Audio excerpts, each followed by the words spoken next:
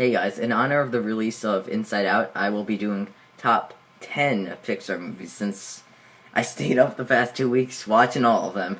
Except Cars 2 because who cares, it's Cars 2. Like, I was gonna watch it, but I was like, it's not gonna make my list anyway, and it's gonna be top 10, but you know, it's Cars 2, who cares. And let me stress something, this is my list. If you disagree, that's fine, but this is my list. I wanted to be truthful. I didn't want to lie and say, oh, like, this movie's number one if it isn't. So, top 10. Number 10, Ratatouille. This is like, it used to be there are 9 good Pixar films and then you have to decide between Cars 2 and Cars, but since, like, Inside Out came out, now it's 10 good Pixar movies. So, Ratatouille, it's like my least favorite out of the good movies. I mean, I guess I enjoyed it, but there are much better Pixar movies, so yeah. Number 9 is WALL-E. Same as Ratatouille. Some of these I might not have that much to say, just like I enjoyed it. WALL-E, I enjoy the first third and the last third. I don't know. I don't really. I'm just kind of indifferent to the middle, like where they go into the human world. I don't know. It's just not as good. Number 8, Finding Nemo.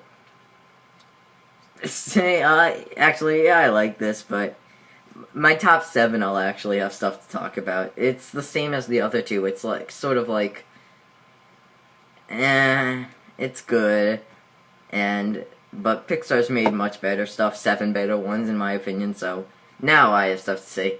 This is the big one, Number 7, Toy Story. I'm sorry, okay, if you want to say this wasn't one of the movies, like this and Monsters University, I didn't watch when I watched with all the other Pixar movies. I watched this about half a year ago. And I was like, I doubt my opinion's gonna change in half a year. Here's the thing. I know it changed, like, everyone always starts off, oh, it changed the world of animation.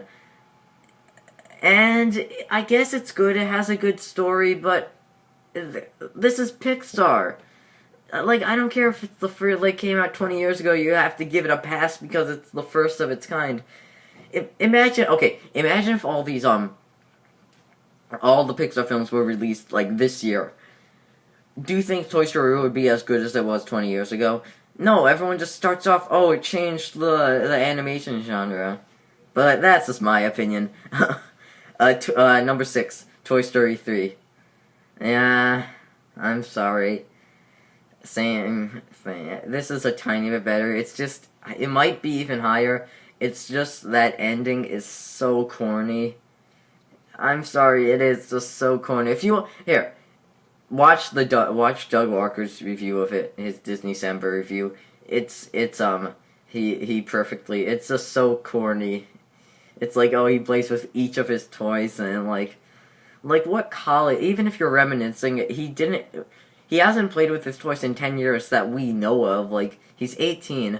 Like, I understand if he played since he was 17, he's like, do I have to give them away? But he's 18.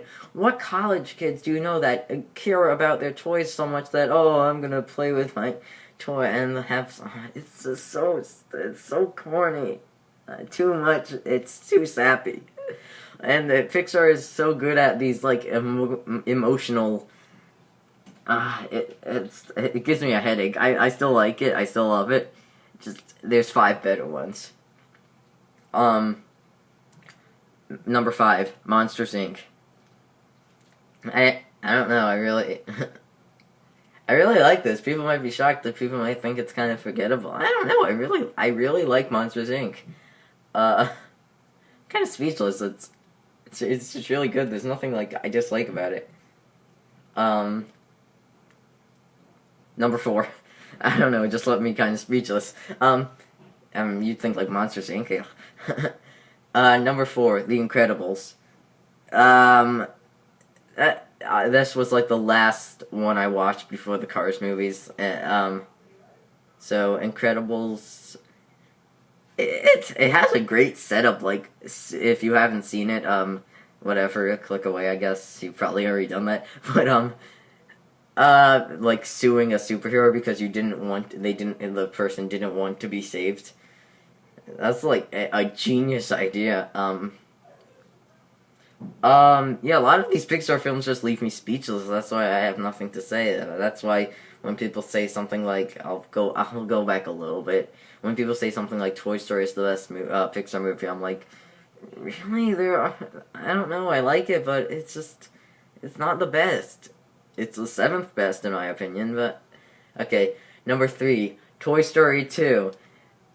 And most people think it goes 1-3-2 or something, or 3-1-2. I think it goes, yeah, I think it goes 2-3-1, like the exact opposite.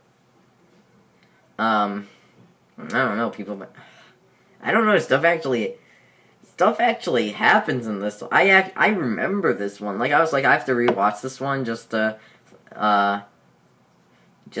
I could rewatch, and I remembered all of it from watching it like 10 years ago. Oh my god.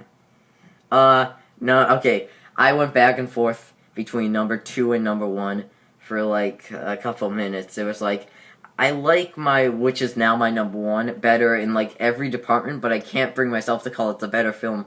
So, number 2, and then I was like, screw it, it's better. So, number 2, Up. First of all, that first 10 minutes, amazing. And I thought, like, they played their trump card too early. It's like, but no, it's just amazing. I'm so speechless. This is probably really boring to watch, but I don't want to do this again. But like all the characters, like Doug, the evil dog villain, whatever his name is, who has a broken voice box, and they pretty much just speed it up a little bit more so he sounds like Alvin and the Chipmunks. Okay, hang on.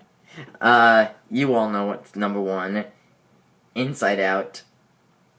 It's just amazing. I still haven't given my review for it. I'll probably do that tomorrow.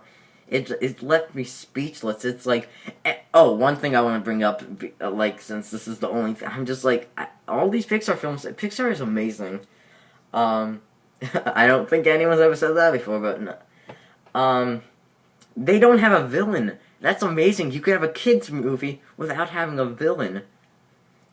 Genius idea. Like, not to say there aren't conflicts, but you don't have to, because one thing that always bugged me, in, Pixar movies is that they always taught you about, like, caring and, stuff, or that, I mean, no actual Pixar movie taught you, like, caring, but, like, that, and then they kill off the villain, especially in Up, he dies, like, dramatically.